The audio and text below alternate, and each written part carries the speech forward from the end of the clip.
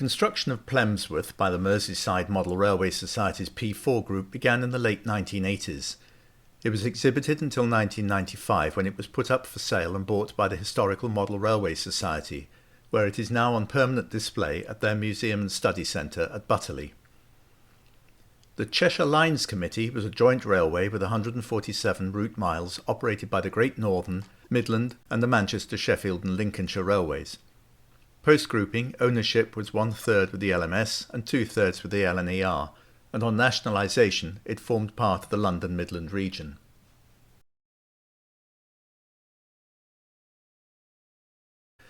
Plemsworth is fictitious, set somewhere on the CLC between Northwich and Chester Northgate. Traffic is representative for the period 1927 to 30. The station buildings are based on those at Molesworth and Delamere.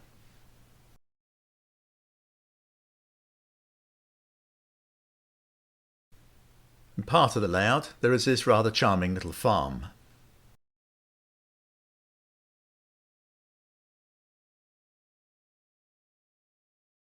Plemsworth signal box. The layout was built to be exhibited and is fully portable with jumper cables and multi-pin plugs between the boards. The track is built to P4 standards with sweeping transition curves. Points and signals are powered by solenoid point motors. Signals are all modelled on CLC originals with their distinctive style using Spratt & Winkle parts and assembled by Bob Miller.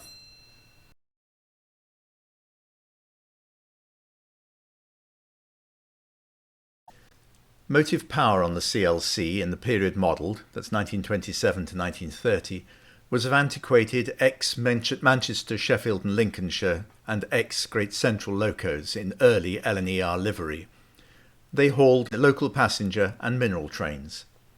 The locomotive stock on the model of Plemsworth consisted of 3 J10 060s, an N5 062T and a Parker class F1 242T. In addition, about 100 items of rolling stock built by Merseyside Model Railway Society members came to the layout, enabling authentic passenger trains and long goods trains to be run.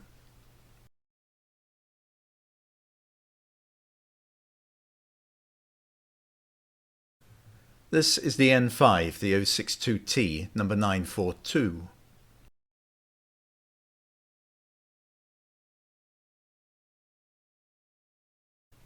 And this, one of the 3 J10 060s, number 2818.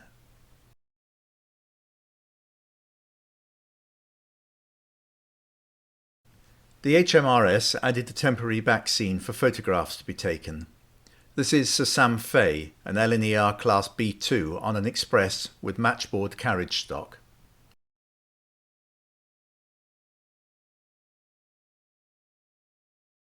This 28004, formerly a Great Central Class 8K, number 186, is leading a passenger train.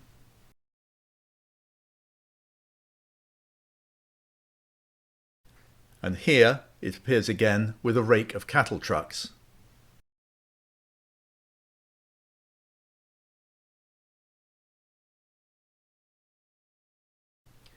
Two of the original locomotives that came with the layout, a Great Central 242T, now an LNER F1 number 5593, on a local stopping train, and at the back a J10 waiting in the loop for an express to pass.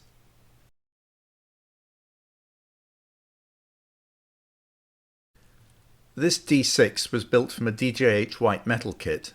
The splashers had to be filed until they were extremely thin to get the P4 driving wheels to fit. The J10 behind is still waiting in the loop for yet another express to pass.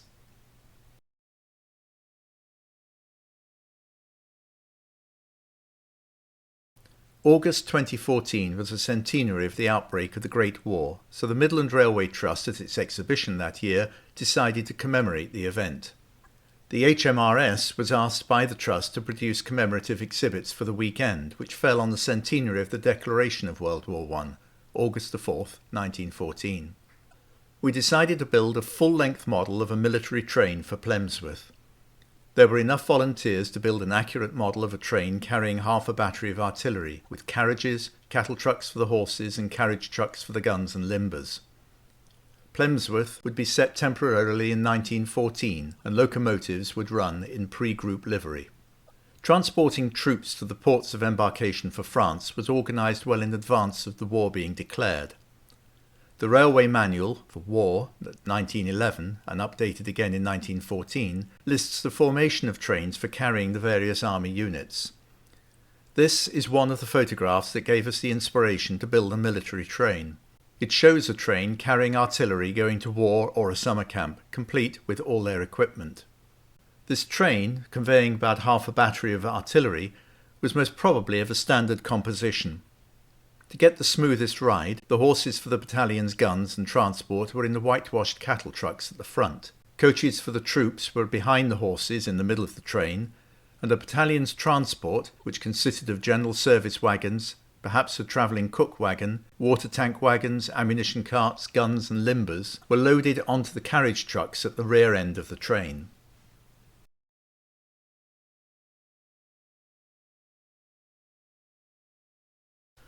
Troop trains were covered by the Defence of the Realm Act 1914, also known as DORA, and their details were supposed to be secret. The penalties for infringing the Act were very severe and could include the death sentence, so of course we cannot reveal where this train is supposed to be going via the CLC. DORA also forbade the public taking of photographs and recording of train movements, so records, not surprisingly, are few and far between.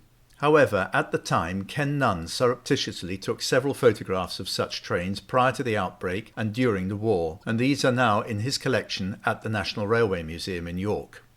Bachmann produced two goods locomotives in Great Central livery, a J11 and an 04, which we converted to P4. The 280-04 looks good pulling the artillery train.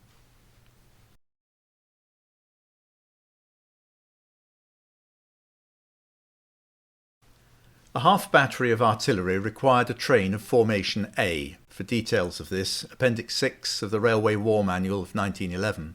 This had carriages with 17 compartments in total, 12 cattle trucks for horses, and 9 vehicle or carriage trucks, plus 2 brake vans.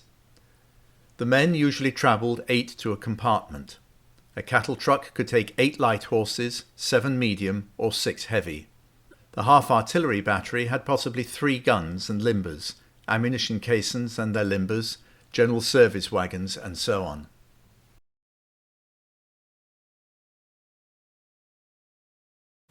The cattle trucks at the head of the military train are passing coal empties in the loop and a full coal train passing in the opposite direction, headed by a J11. The cattle trucks ought to have tarpaulins over the roofs and upper sides to stop the taller horses sticking their heads out between the bars.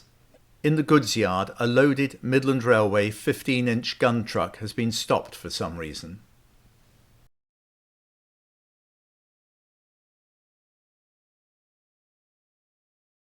We decided the train would be carrying a half battery of artillery so that the viewing public of Plemsworth should instantly recognise that troops were being conveyed. We had HAT kits for the 18-pounder howitzers, but all the limbers, ammunition caissons and other transport were scratch-built. About 30 4'8" cartwheels were cast in resin by Paul Clark. Model horses standing patiently are not produced very cheaply in 4mm scale, so appalling atrocities were committed on a cheap job lot of more than 80 prancing plastic horses to get them to fit into the cattle wagons. Bear in mind, though, that only their heads and rumps would be visible. They had to be packed in, side by side, all complying with the regulations and facing to the left of the train so they would not be startled by trains passing in the opposite direction, and could be unloaded easily onto the platforms when they arrived at their destination.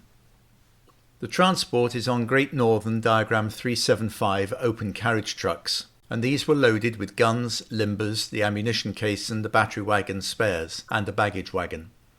We kit-bashed a representation of the 10-foot wheelbase carriage trucks using underframe kits for North Eastern Railway Guards van, produced originally by Slaters.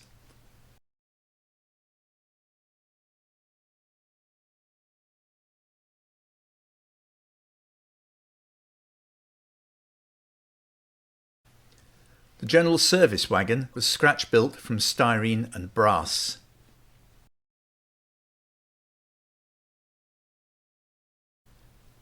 It was then painted, weathered, given a load which was securely roped down in military fashion.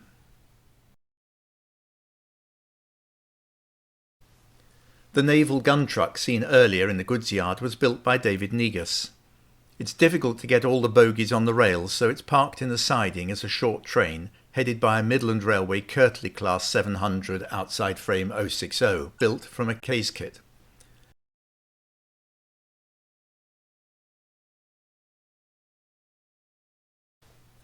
As the war developed, casualties began to mount and wounded were returned in hospital trains, some of which had been prepared in readiness for the war. We felt that we had to depict the human cost of this tragedy and prepared this display of an ambulance train. Russ McCoy modified 3 7mm coach bodies and fitted them out. The UK railway companies were given specifications for fitting out suitable vehicles, and it was up to the companies to supply them from existing stock. Most of the ward cars were bogie passenger stock.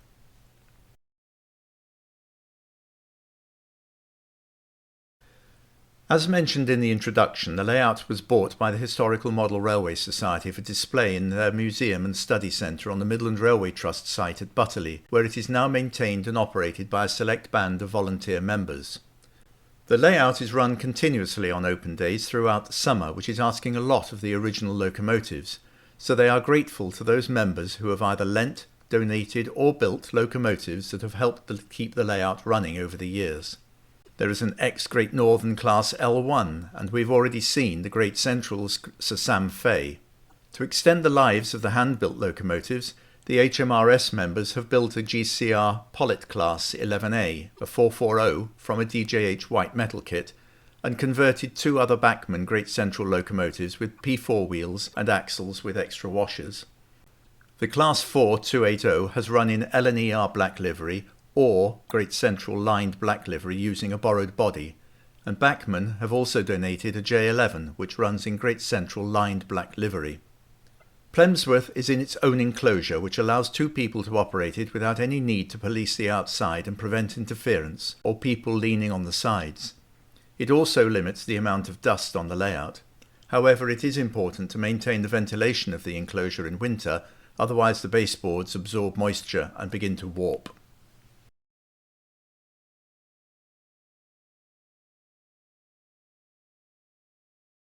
We hope you've enjoyed our story of the birth and afterlife of a great P4 layout that has now been giving pleasure to the original builders from the Merseyside Model Railway Society, the public and the HMRS volunteers for 36 years.